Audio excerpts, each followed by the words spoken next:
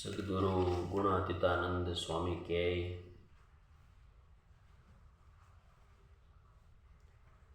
કે થોડાકમાં અકળાઈ જાય અને ધીરજ રહે નહીં.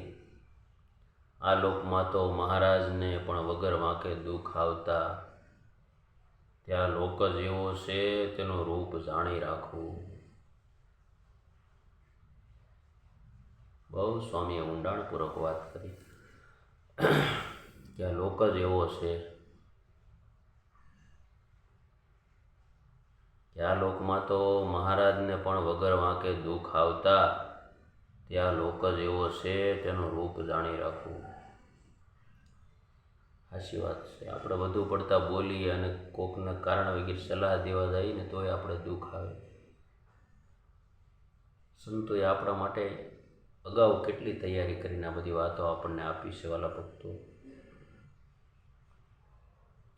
આટલી વાત તો 100 જન્મે પણ ન સમજાય. માટે આ વાત સૌ રાખજો ને 2 સારા સાધુ ને 3 હારા હરિભગતની સાથે જીવ બાંધવો તો સત્સંગમાંથી ન પડાય. 2 હારા સાધુ ને 3 સારા હરિભગતની સાથે સ્વામી કે જીવ બાંધી રાખવો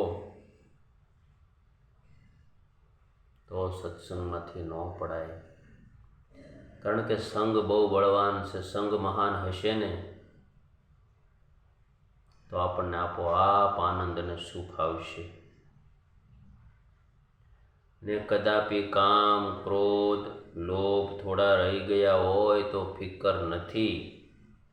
તે મહારાજે વચનામૃતમાં કહ્યું છે,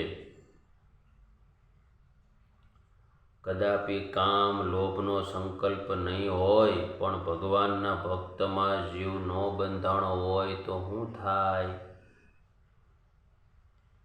તો એવાને અભાવે અસુર થાય.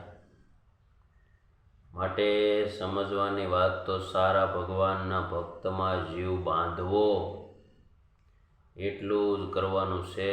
ને ઝાઝી વાતનું ડોળ કરીએ તેનું તો એ પ્રયોજન છે જે આ પ્રથા ચલાવવી છે તે નિયમ પળાવવા તે સારું કરવી પડે છે. નિત્યે લાખ રૂપિયા લાવે ને સત્સંગનું ઘસાતું બોલતો હોય તો તે મને ન ગમે.